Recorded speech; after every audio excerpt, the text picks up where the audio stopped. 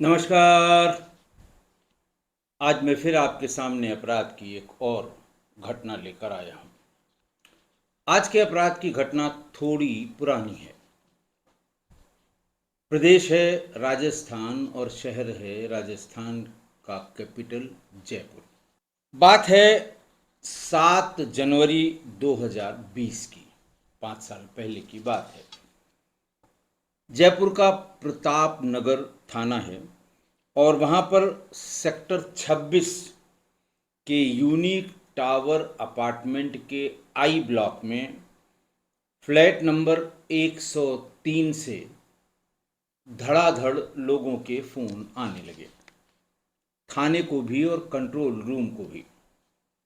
पहला फ़ोन आया कि मैं साहब इनके यहाँ रोहित तिवारी जी का वो फ्लैट था कि तिवारी जी के यहाँ मेड हूँ।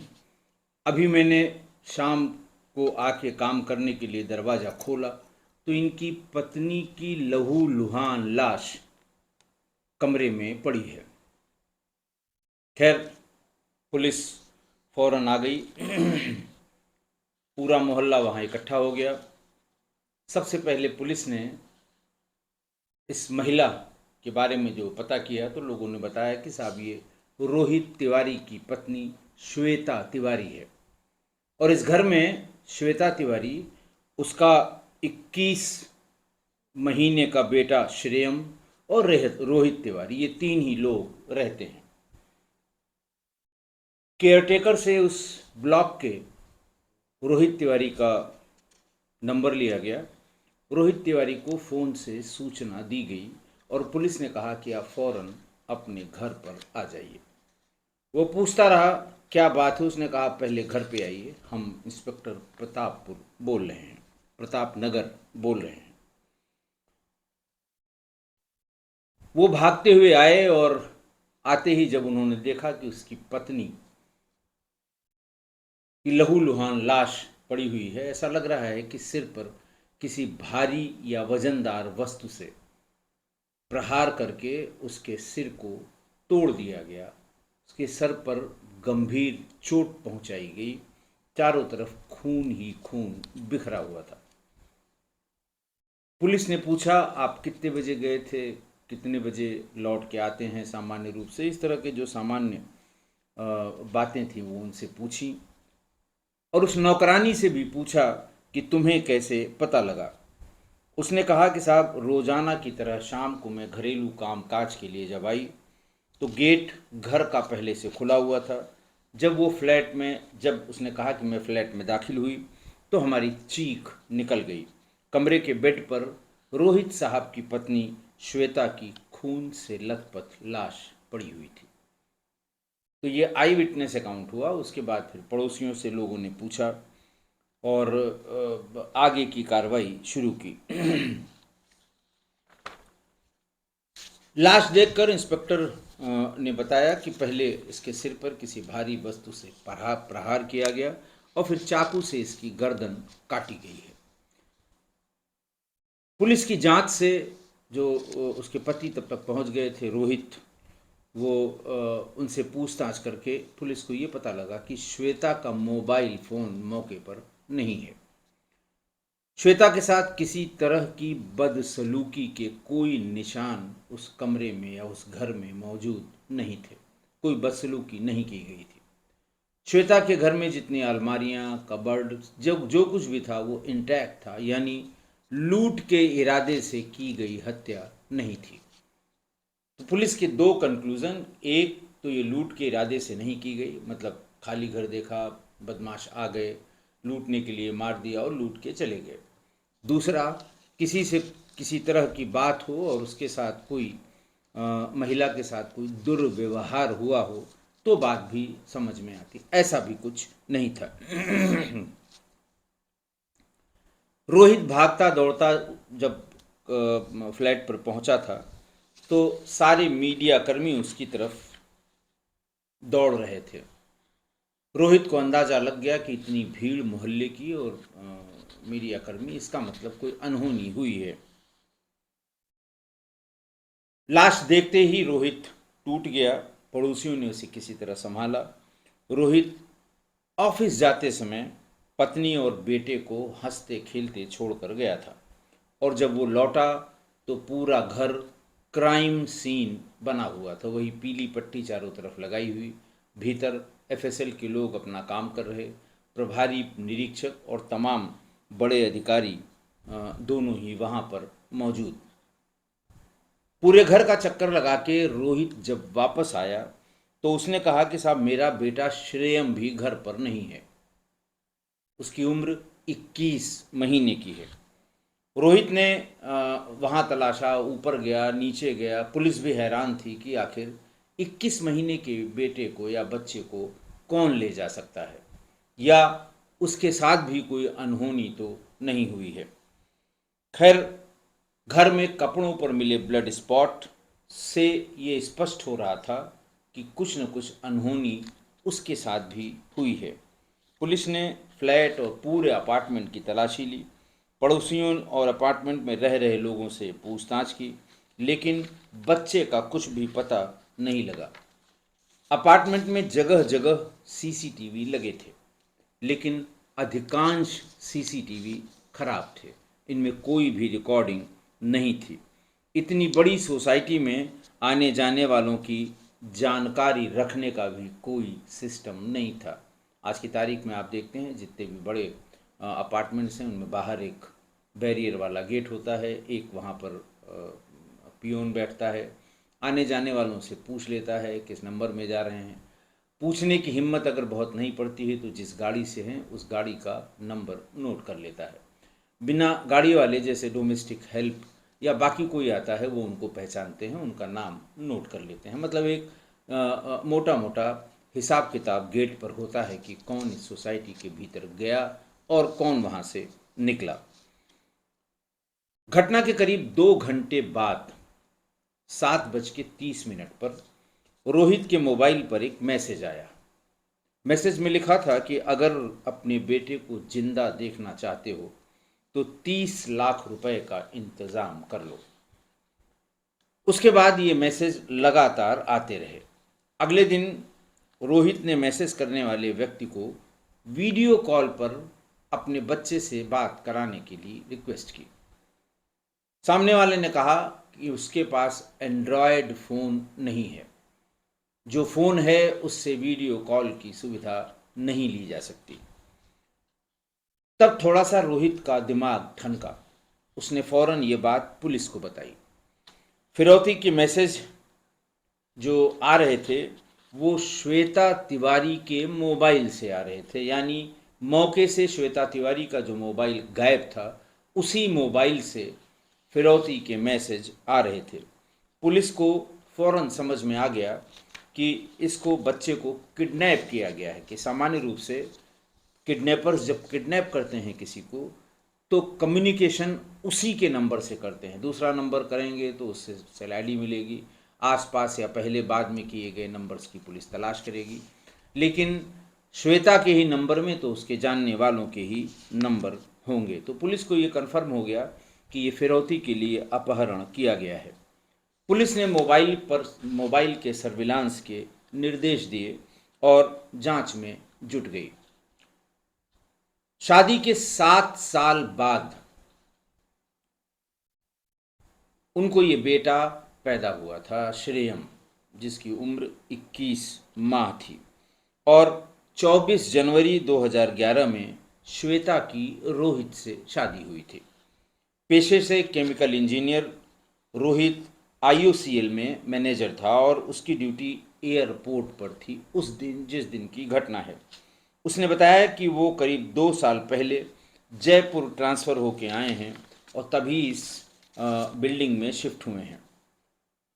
उसने ये भी बताया कि शादी के 7 साल बाद काफ़ी मिन्नतों के बाद उसके घर में ये बेटा पैदा हुआ था। श्रेयम के बारे में ये भी बताया कि IVF से इसकी पैदाइश हुई थी। IVF यानी टेस्ट ट्यूब बेबी, जिसे कॉमन लैंग्वेज में लोग कहते हैं, कि इसकी पैदाइश उससे हुई थी। और उसने ये भी बताया कि जब ये बच्चा पैदा हुआ तो श्वेता को जैसे नई जिंदगी मिल गई हो। और उसने ये भी कहा कि लगता है हमारे इस हंसते खेलते परिवार को किसी की नज़र लग गई। रोहित ने श्वेता के भाई शुभम को फ़ोन करके वारदात के बारे में बताया और इसके बाद पूरे परिवार में कोहराम मच गया और सभी लोग मौके के लिए रवाना हो गए। रोहित तिवारी की तहरीर पर प्रताप नगर पुलिस ने थाने में हत्या और अपहरण का केस दर्ज किया। ये माना गया कि उसको उसका अपहरण किया गया और कॉल्स के आधार पर यह लिखा गया कि यह अपहरण फिरौती के लिए किया गया है। श्वेता तिवारी रहने वाली कानपुर की थी, तो कानपुर से उसके परिजन जयपुर के लिए रवाना हो गए। उन सड़क मार्ग से ही वो आ रहे थे, क्योंकि बाकी किसी साधन से पहुंचने में देरी हो सकती थी। पुलिस ने इन्वेस्टिगेशन शुरू की, लेकिन इस बीच में श्वेता के मोबाइल से लगातार फिरौती के मैसेज आ रहे थे। बदमाश रुपया न मिलने पर श्रेयम को जान से मारने की धमकी भी दे रहा था। आखिरकार रोहित ने पुलिस को ये बताया कि साहब, मैं फिरौती देने को तैयार हूँ, मुझे मेरा बेटा सकुशल चाहिए। पुलिस ने श्वेता के मोबाइल को सर्विलांस पे रखा। सर्विलांस का मतलब उसको पैरेलल लिसनिंग पे लगाया कि क्या बात हो रही है, कौन बात कर रहा है, कहाँ आने और कहाँ जाने की बात हो रही है। श्वेता की अंतिम बात पति रोहित से हुई थी और इसी नंबर से फिरौती के मैसेज आ रहे थे। मोबाइल की लोकेशन बार बार शहर के अलग अलग हिस्सों से आ रही थी।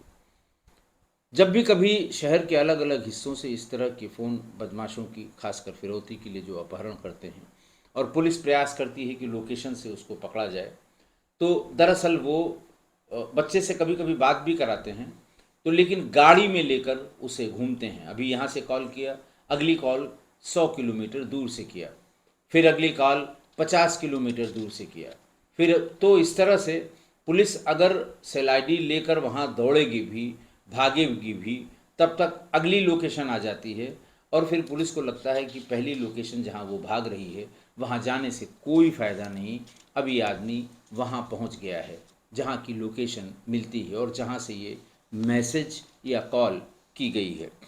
पुलिस परेशान थी कि बच्चे को कैसे अपहरणकर्ताओं के चंगुल से, मैं आपको बहुत बार बता चुका हूँ कि जब इस तरह की घटना होती है जिसमें किसी बच्चे के साथ कोई अपराध होता है, तो लोग उसको अपने बच्चों से जोड़ लेते हैं और इसीलिए तब तक काफ़ी लोग सड़क पर आ गए थे। श्वेता की जान गई, उस मर्डर का तो जिक्र करते थे, लेकिन साथ साथ ये कि साहब बच्चा कहाँ है, इतना छोटा बच्चा, अभी 2 साल का भी नहीं हुआ है, आखिर कहाँ है और कौन उसकी फिरौती की मांग कर रहा है। वो तो पब्लिक तो ये कहती है कि नहीं साहब, पुलिस चाहे तो सब कर सकती है, पुलिस ने अभी तक उसको अरेस्ट क्यों नहीं किया। इस तरह से पुलिस पर दबाव बनने लगा। वारदात के दूसरे दिन यानी 8 जनवरी दिन था, बुधवार को, पुलिस कमिश्नर आनंद श्रीवास्तव, तत्कालीन पुलिस कमिश्नर, बहुत अच्छे अधिकारी थे, बहुत लंबे समय तक वो जयपुर के पुलिस कमिश्नर रहे, हमारे इलाहाबाद विश्वविद्यालय के पढ़े हुए और इलाहाबाद के रहने वाले श्रीवास्तव जी राजस्थान कैडर के बहुत ही सफल और कुशल अधिकारी माने जाते हैं। उन्होंने फौरन आदर्श नगर के एसीपी पुष्पेंद्र सिंह राठौड़ के साथ एक टीम बनाई और उसने उन्हें प्रताप नगर थाने के लिए रवाना किया। वे अपनी टीम के साथ सर्च अभियान में जुट गए। तब उन्हें शाम को 5:30 बजे, पुष्पेंद्र सिंह राठौड़ की टीम को शाम को 5:30 बजे अपार्टमेंट की पीछे की दीवार की एक खाली जगह में एक चद्दर में लिपटा हुआ श्रेयम का शव मिल गया। उसे भी बुरी तरह से किसी भारी भरकम वस्तु से सिर पर प्रहार करके मारा गया था। जांच की टीम में उस समय मलपुरा थाने गेट की एसआई गुंजन सोनी ये बताती हैं कि बच्चे की बॉडी मिलने के बाद भी अपहरणकर्ताओं के फिरौती वाले मैसेज आते रहे। ऐसा लगता है कि जिन लोगों ने ये फिरौती का ड्रामा किया था या फिरौती मांग रहे थे या फिरौती के लिए बार बार मैसेज और कॉल कर रहे थे, उन्हें ये नहीं पता था कि श्रेयम की डेड बॉडी भी मिल चुकी है। वो इस बात से अनजान थे। फिर अब ये डबल मर्डर की श्रेणी में आ गया। अखबारों ने उसे डबल मर्डर की संज्ञा दी कि माँ बेटे दोनों की हत्या हुई। माँ की लाश कमरे में मिली, उसके घर में फ्लैट में मिली, और बच्चे की लाश उस अपार्टमेंट के पीछे की दीवार में एक खाली जगह में पड़ी हुई मिली, जो सफ़ेद चद्दर में लिपटी हुई थी। चद्दर के बारे में पुलिस ने पता किया तो चद्दर उन्हीं के घर की निकली, श्वेता तिवारी के ही घर की थी। रोहित ने उसको पहचान कर बताया कि ये मेरे घर की ही चद्दर है। घर से ये चद्दर निकाल कर, इसे मार कर, उसे लपेट कर और फिर उसे बाहर की तरफ ले जाकर फेंका गया था। अब इस डबल मर्डर की जांच के लिए पुलिस कमिश्नरेट ने आनंद श्रीवास्तव साहब ने 8 इंस्पेक्टर और सब इंस्पेक्टर्स की एक डेडिकेटेड टीम लगाई, और सारी टीमों में मिलाकर कुल 150 पुलिसकर्मी लगाए गए। जांच में सामने आया कि श्वेता की हत्या मूसली से सिर पर वार करके हुई है।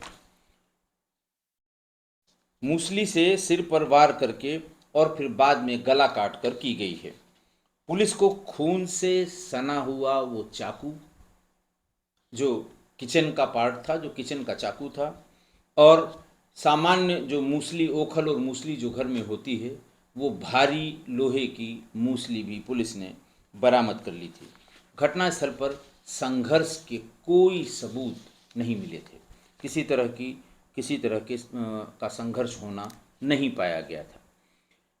ऐसे में पुलिस को इस वारदात में किसी परिचित के शामिल होने की आशंका उसकी बलवती हो गई, क्योंकि न तो फोर्सिबली दरवाज़ा खोला गया, तोड़ा गया, न ही जो कोई भी आया होगा उसको देख के श्वेता तिवारी ने कोई विरोध किया। जब उस पर वार किया गया तब भी ऐसा लगता है कि श्वेता ने कतई विरोध नहीं किया।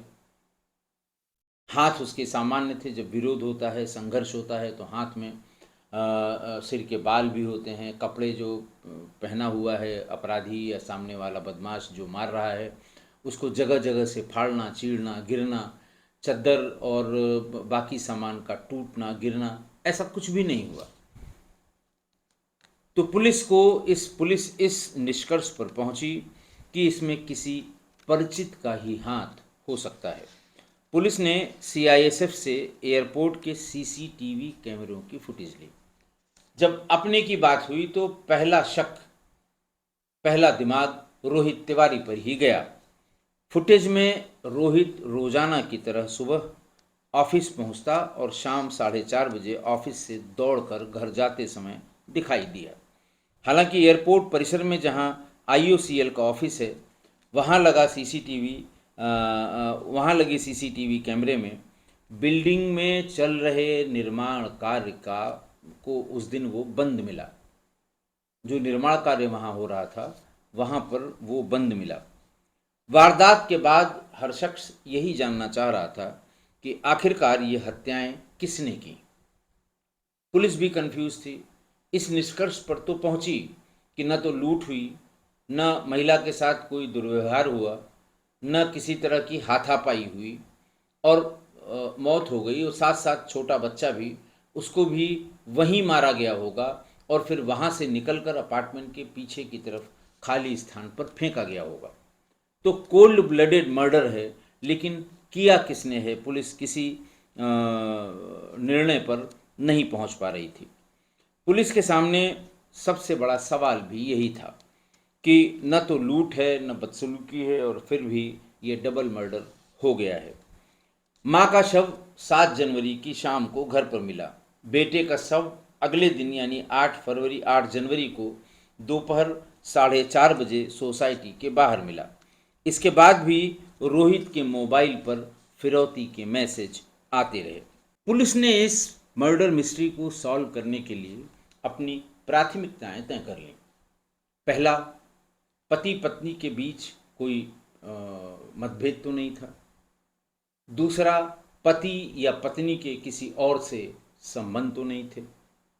तीसरा, कॉल डिटेल से क्या किसी तीसरे आदमी के भी इन दोनों के बीच में आने के कोई सबूत हैं।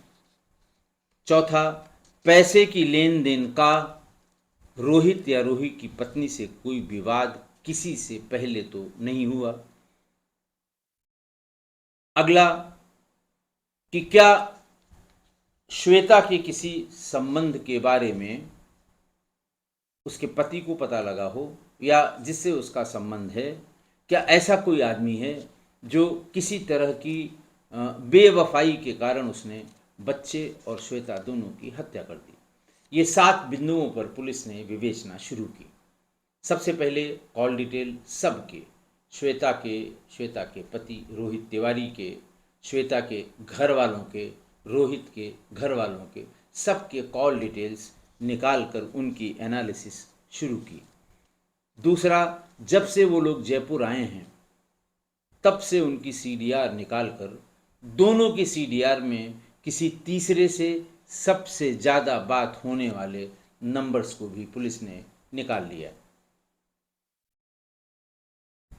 और पुलिस इंतज़ार करती रही कि अगर श्वेता तिवारी के घर वाले आ जाते हैं और इन दोनों के संबंधों के कि कैसे संबंध थे, सामान्य थे, असामान्य थे, कोई दिक्कत थी, कोई परेशानी थी, तब तक वो इन्हीं बिंदुओं पर जांच करते रहे। और पुलिस को उन लोगों का इंतज़ार था और पुलिस आई। श्वेता तिवारी और उसके बेटे श्रेयस की एक साथ अर्थी उठी जब श्वेता तिवारी के घर वाले आ गए। दोनों का एक ही चिता पर अंतिम संस्कार किया गया। बेटे श्रेयम के शव को चिता पर उसकी मां के गोद में बिठाया गया। अब आप सोचिए ये दृश्य, शमशान पर एक चिता में पहले माँ और माँ की गोद में वो बच्चा, दोनों का दाह संस्कार या दोनों का अंतिम संस्कार एक साथ हो। ये देख के वहाँ पर जो भी मौजूद था सबकी आंखें नम हो गईं। इधर हत्यारे के न पकड़े जाने से लोगों का गुस्सा लगातार बढ़ता जा रहा था। पुलिस को हर नज़दीकी व्यक्ति पर संदेह हो रहा था, उसको वो संदेह की नज़र से देख रही थी। पुलिस इंतज़ार कर रही थी कि अंतिम संस्कार कब ख़त्म हो और कब श्वेता और रोहित दोनों के घर वालों से बातचीत शुरू हो। अंतिम संस्कार के बाद पुलिस ने श्वेता के परिजनों से एक बार फिर से पूछताछ की तो उन्होंने जो बताया वो चौंकाने वाला था। श्वेता के पिता सुरेश कुमार मिश्रा व माता माधुरी मिश्रा ने बताया कि उनकी बेटी शादी के बाद से खुश नहीं थी। उन्होंने ये भी बताया कि पति पत्नी के बीच अक्सर अनबन होती थी, अक्सर उन लोगों में झगड़ा होता था। इन्हीं झगड़ों के कारण दोनों अक्टूबर 2012 से सितंबर 2013 यानी लगभग 1 साल 1 महीने तक अलग अलग रहे। पुलिस भी समझने लगी कि कोई गंभीर विवाद दोनों के बीच में था, लेकिन विवाद क्या था ये परिजनों में से कोई भी नहीं बता पाया। और बुजुर्ग माता पिता ने पुलिस के सामने अपना पूरा शक दामाद के ऊपर अपना शक बताया कि हमारे दामाद ने ही मेरी बेटी और उसके बच्चे की हत्या की होगी। पुलिस ने कहा इसकी पुष्टि कैसे होगी।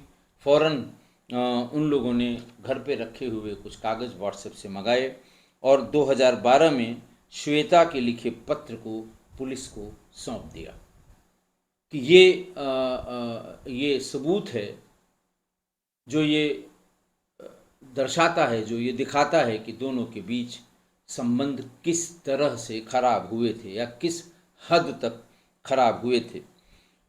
बुजुर्ग दंपत्ति के बताए हुए कारणों पर पुलिस रोहित तिवारी पर नज़र रखने लगी, लेकिन उसके पास कोई ठोस सबूत अब तक नहीं मिला था।